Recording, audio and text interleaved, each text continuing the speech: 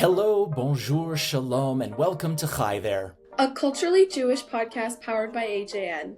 Hi There, like hi there, but with a little more life in it. 18 times more life, technically. I'm Addie. And I'm David, and each week we sit down with interesting people to talk about culture, identity, and the stories that shape us. Today's guest is someone whose work connects science, personal experience, and some pretty groundbreaking ideas. We're joined by Dr. Brian Berkowitz, a scientist originally from Alberta, now at the Weizmann Institute, who's received international recognition for his research in hydrology, and is now developing new technology that could change how we treat conditions like lymphedema. It's a fascinating conversation about science, curiosity, and how unexpected paths can lead to real impact. Here's our conversation with Brian Berkowitz. Dr. Berkowitz, thank you so much for joining me today on the pod. My pleasure to be here.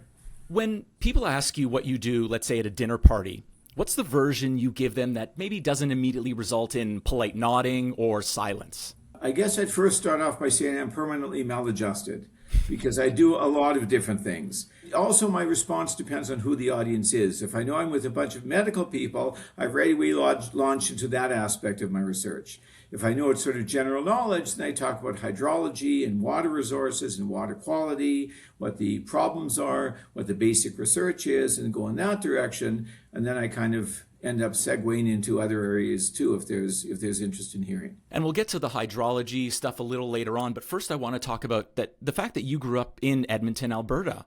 What does it feel like to come back now, sharing this kind of work with a community that's possibly part of your origin story? It's actually fascinating to come back. I left Edmonton in 1982. And except for a 2-year stint, I was on sabbatical and in a teaching position at UBC in Vancouver for 2 years. I've been in Israel and working there. It's always fascinating to come back to Edmonton or Calgary. I've had some work here as well in Vancouver.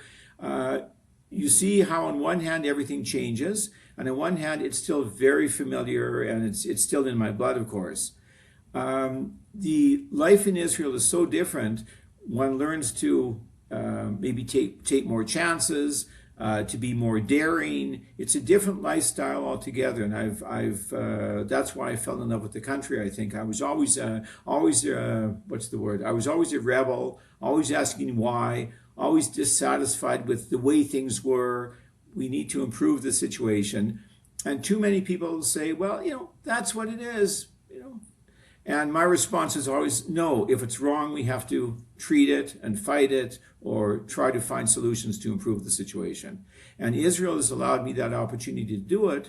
Every time I come back here and share stories with people, and I've got collaborative research with people, this is the fun part, to advance fields, continue with connections, and look to the future.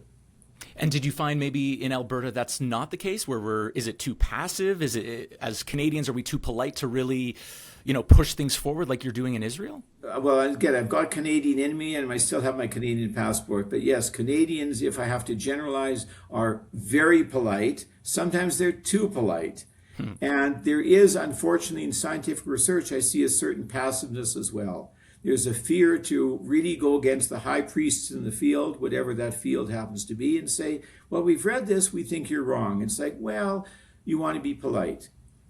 And to me, I learned from my dear parents. My father was a well-known chemist in the country and received Order of Canada, in fact. He always said, it's fun to do breakthrough research, to challenge the high priests in the field and show that they're wrong. You have to be correct that they're wrong, but that's where the real advances come. And I've experienced this in my own career. I've had several sort of paradigm shifts, and I've been reminded over and over again. There's an adage that science advances one funeral at a time. Because you have to wait for the high priests to they're the ones that are resistant. I mean, some of my first work unintentionally showed that what some of the high priests were doing, it was just irrelevant. So 30 years of their research, it wasn't wrong and I wasn't making fun of them, but I'd taken a different direction and showed that the entire way of conceptualizing a problem was wrong and we had to do it differently. So I've made a lot of scientific enemies, but just because there are egos involved and people don't want to be told they're wrong. So in essence, what I'm hearing from you is you need a lot of chutzpah to make it. Absolutely. Absolutely. And I pass that on. I've been very fortunate. I've trained over 75 master's and PhD students and postdoctoral fellows and visitors from around the world. I've trained over 100 students and young scientists in my lab. Many of them have gone on. I've populated, I think, all of the universities in Israel and many universities abroad with former students. And each of them leaves the lab with a healthy appetite to question everything. And I'll even add one more point to prove the point further. When I'm teaching a class, for example, and I say, when you read a paper, read it critically to see how it could be improved, what was missing. And so the first thing I always give them is one of my own papers. And they say, but you're the professor, this is your work. I said, yeah, I wrote it 20 years ago. I could have done better. Tell me how I could have done it better. So it's a healthy questioning of everything. Lovely. Can I ask, are you still an Oilers fan then? To be honest, we have so little ice in Israel. I follow periodically, but I'm not a fan really. I don't have time for that, I'm afraid. Well, as a Calgarian, I appreciate that because the Flames are still in my heart then. Oh, very good. Now let's get to the world of science. So for people like me who don't live in the world of that, what is lymphedema and why is it such a challenging condition to treat? Okay, lymphedema, one has to understand just the very basics. We have the blood system, the circulatory system. Similarly, we have what's called the lymphatic system. The channels are hair-like structures. They're incredibly small, and they bring white blood cells to the site of infection. There are numerous roles in the lymphatic system, but a major role is to remove fluid, lymph fluid, or it's basically water with proteins and all, from between the cells. Fluid always collects between the cells. Most of it goes back into the bloodstream, but about 10% of all of the fluid remains between the cells. The lymphatic system, removes that excess fluid and puts it back into the bloodstream, and the kidneys then deal with it. So in cases, and the basic physiology, just to understand, is under the armpits and in the groin, connecting to both legs, there's sort of 4 major centers of lymph nodes. Those are sort of the main controllers. And they're the regulators for moving the fluid throughout the body. So in cases of cancer, for example, many breast cancer patients lose the lymph nodes under the armpit when a breast has to be treated. There's many other cases of other kinds of cancer, radiation therapy, other illnesses, and also accidents. So the lymph nodes in one area or another are damaged and stop functioning. So what happens then? The fluid is no longer being removed from the arm or the leg. In the leg, sometimes it's much more serious because of gravity. The fluid collects there. So the only solutions right now are to use massage, sometimes 3 to 4 times a week, to try to sort of massage the fluid out of the limb up into the abdomen. There are compression garments one can use as well to compress the area. They're not comfortable. Compliance is difficult. You have to do this 3 or 4 times a week. And it affects, of course, quality of life. And very often over time, it's no longer sufficient. And so the fluid builds up. And so one can have huge swelling in the arms, in the wrists, in the hands. When it goes into the legs, you can get legs that unfortunately look like those of an elephant. I've seen patients that are 150 to 200 kilograms with the weight in the legs. So you can imagine you can't get out of bed. Quality of life is horrible. There's no real treatment for this right now. And my understanding is you started actually in hydrology, which is like Yes. studying water of all forms, studying groundwater. So how does that possibly lead to the developing of medical treatments for lymphedema? So the medical treatments, I got involved in the field because I work with porous media. If you think about groundwater, which by the way forms 97% of the world's freshwater resources. Okay, so people think about rivers and lakes as the sources of water. 97% is in fact underground, and it's underground in small pores in the rock, cracks and pores in the rock. So it's a porous medium we deal with. Well, tissues are a porous medium too. The only difference is they're elastic, they're flexible, but they're still just porous media. So this is the similarity, and I got involved in research in a number of areas. I look at how contaminants move in a porous medium, and from there I made the transfer to how chemicals move within a cell or between cells. Then I got involved in urology. I don't know if you want to touch on that. That was, my son almost lost a kidney because of a kidney stone. So in the interest of preventing that, I got involved in urology. By the way, I found a solution. My son is fine and he kept his kidney. I got involved in urology, and from there, I was contacted by the Institute. They knew I was doing this work and said, we have a problem in lymphedema. Could I look at that one as well? Yeah, and I did want to touch upon your son's health because I'm assuming that was the moment, the experience that made you change the way you approached your work, or was it like a light bulb moment? Not a light bulb moment, it was a desperation moment. Basically, I've had tremendous success. I've been blessed in hydrology. And for those of you who've had children, you know that you'll do anything for them. So when he was hit with the kidney stone and this particular problem that he had, and at the time it was inoperable, it now is, but at the time 8 years ago it was inoperable, and they said he would lose the kidney. It's like, well, the kidney is functioning perfectly well. There's a blockage in the ureter. So I dropped what I was doing or added to what I was doing and read everything in the field of urology and found that there was a solution out there. Experimental, risky, but the doctors said, well, we want to do a procedure that's been done 1,000 times before. We know it'll work. And I said, I'm a scientist at the Weizmann Institute. I want to do something for the first time. So I did some computational fluid dynamics to show the system would work. I built a system in my lab to simulate it to show it would work. The doctors reluctantly agreed. And my son said, by the way, not to be coarse, he says, look, let's try the procedure. If it doesn't work, you can always rip out my kidney later. So we convinced everybody with trepidation. I didn't sleep for about 2.5 years as I was reading and rereading and making sure. And I'm thinking, what am I doing to my son? But we had to try this. He carried the stent for over a year. We removed it. We waited on Spilkes for about 6 months to make sure the ureter didn't close up. He's fine. 4 years later, 5 years later now, everything's functioning fine. He's okay. So I bet your son can never hold anything against you every time he doesn't want to agree with you. He says, hey, son, I saved your life. You have to do what I'm telling you to do. No, I didn't save his life. I didn't save his life, but I improved his quality of life, and we saved his kidney, and he was worth it. I'm rather fond of him.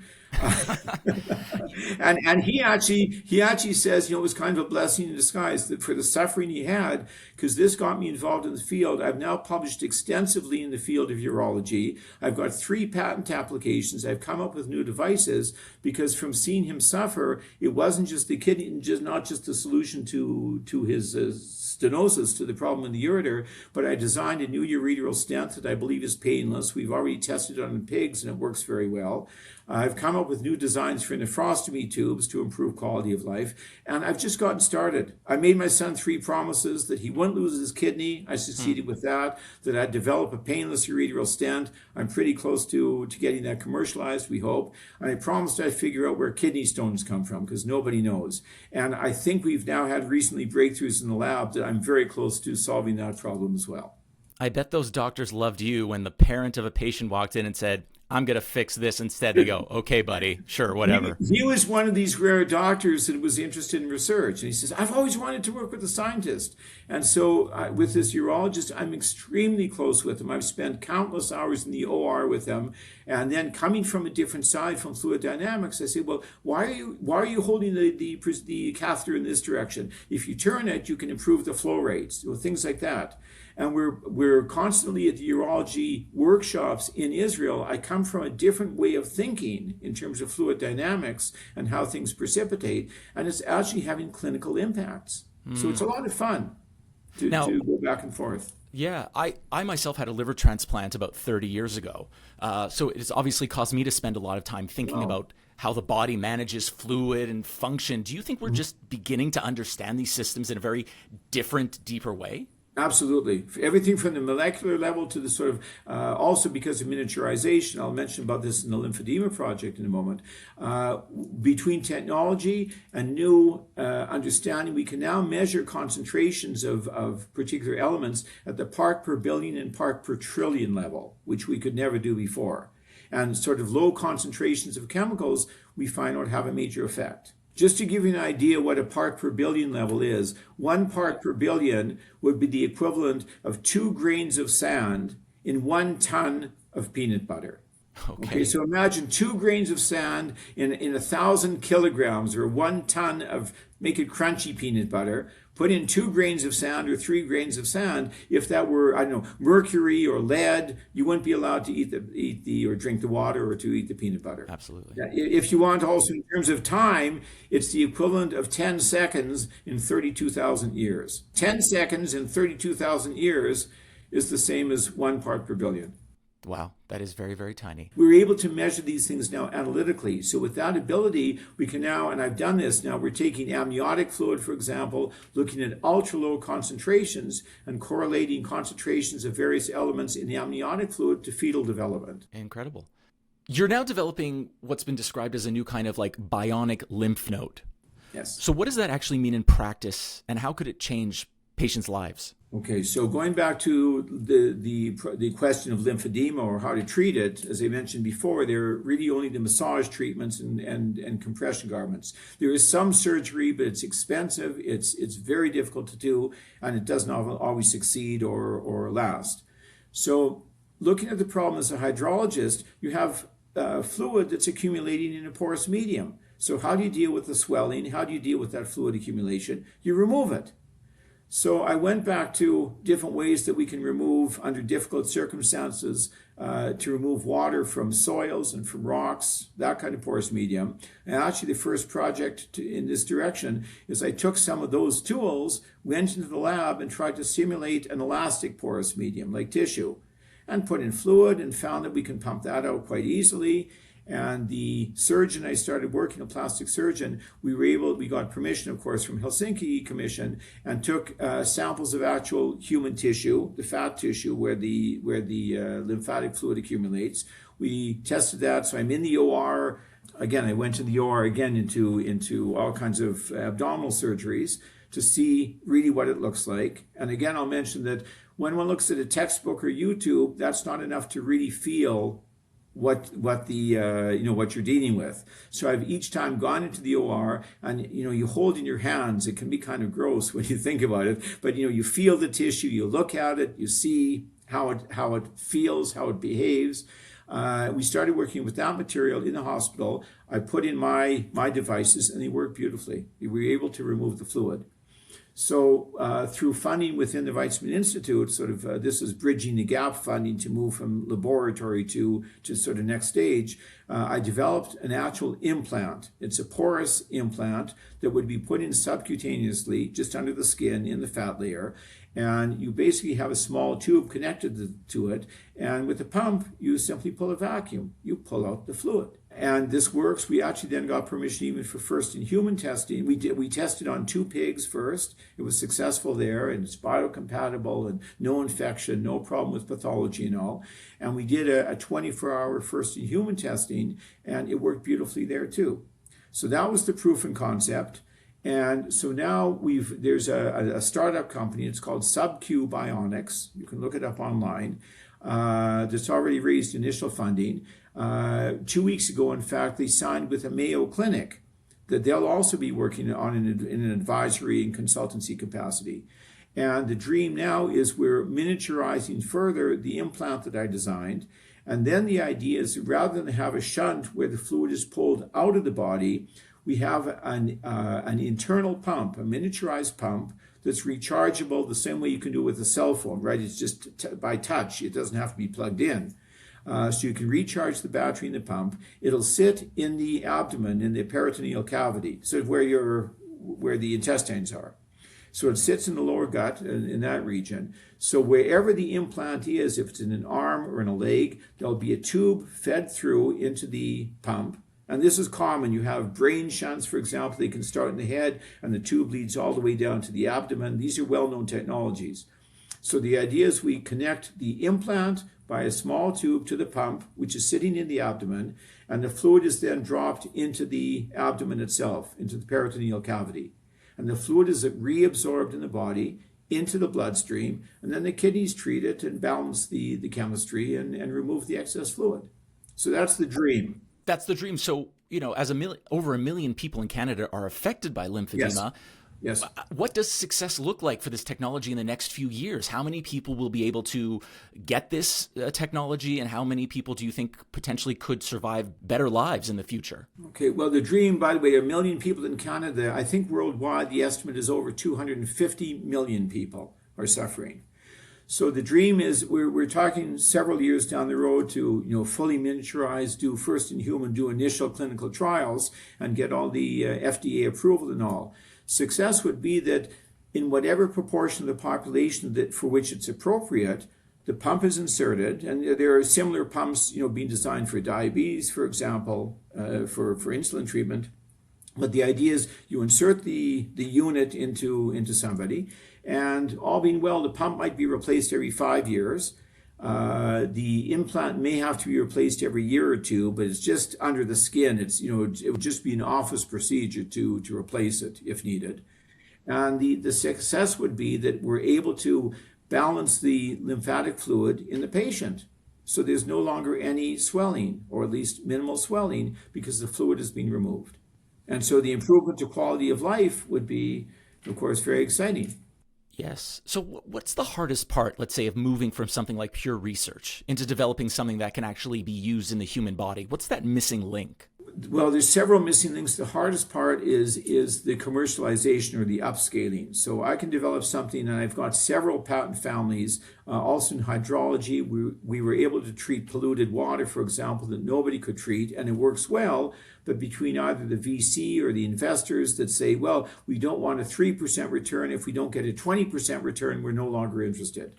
Or you have other companies who are afraid of disruptive technologies. That's what we do. You come up with a real understanding of the process, and you have a disruptive technology. And we've had several patents, or we did field tests with startup companies where we were able to treat the water at 1/10 of the cost of what the company was doing currently.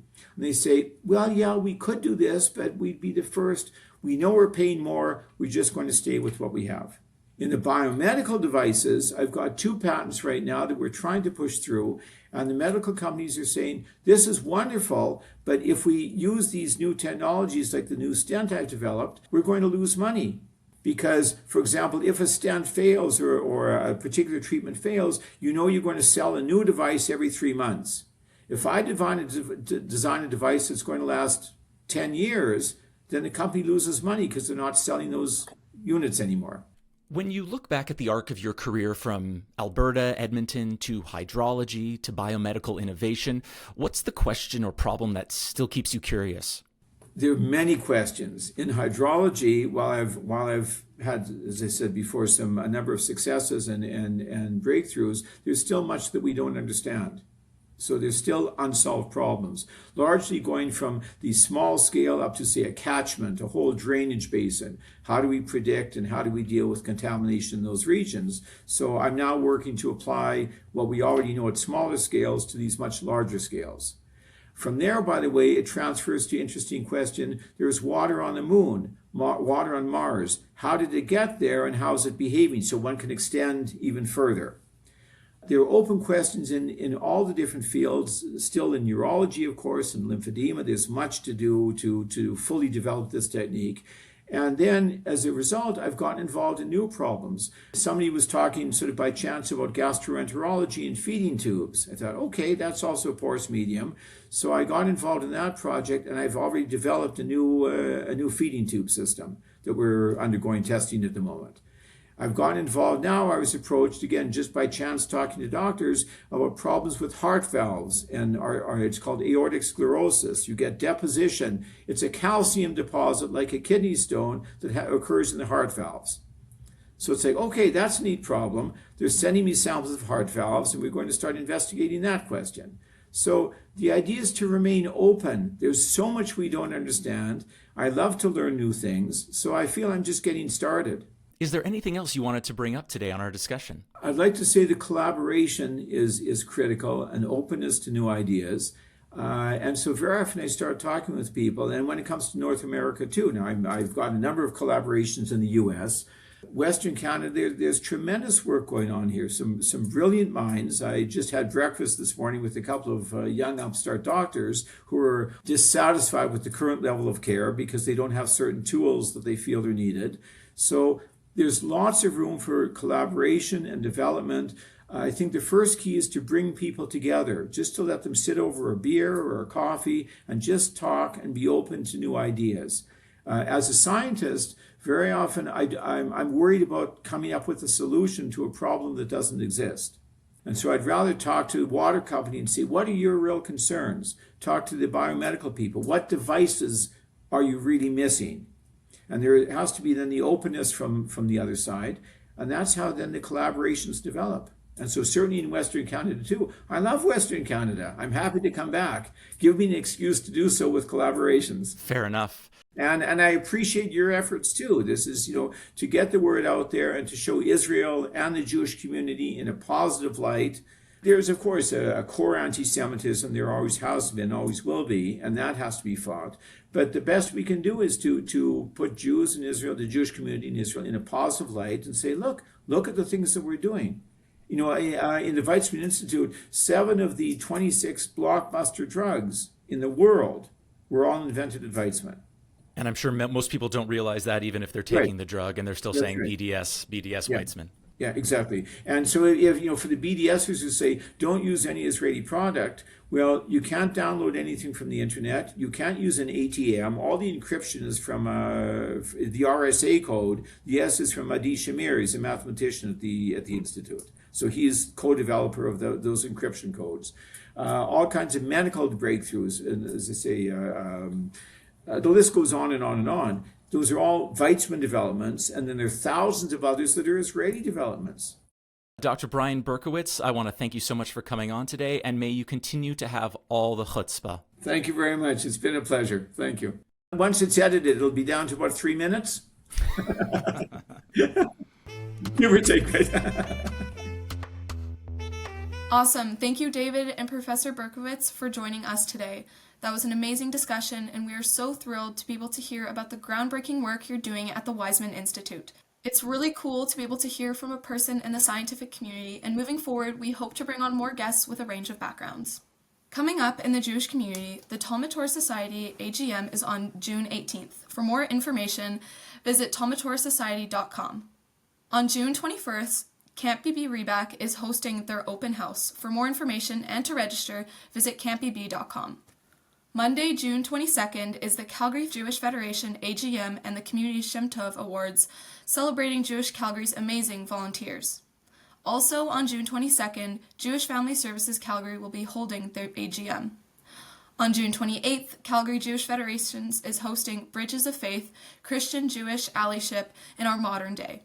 Also on June 28th in the Hodgme parking lot, Calgary Jewish Federation, Hodgme, and the JCC are hosting their annual Kosher Stampede Breakfast. All are welcome to attend and enjoy pancakes, a bouncy castle, pony rides, and more. Hi There is a culturally Jewish podcast powered by AJN. For more news, visit albertajewishnews.com. Production by Real Mensch Studios. Take care of yourselves. Take care of each other. And call your mother. Hi there.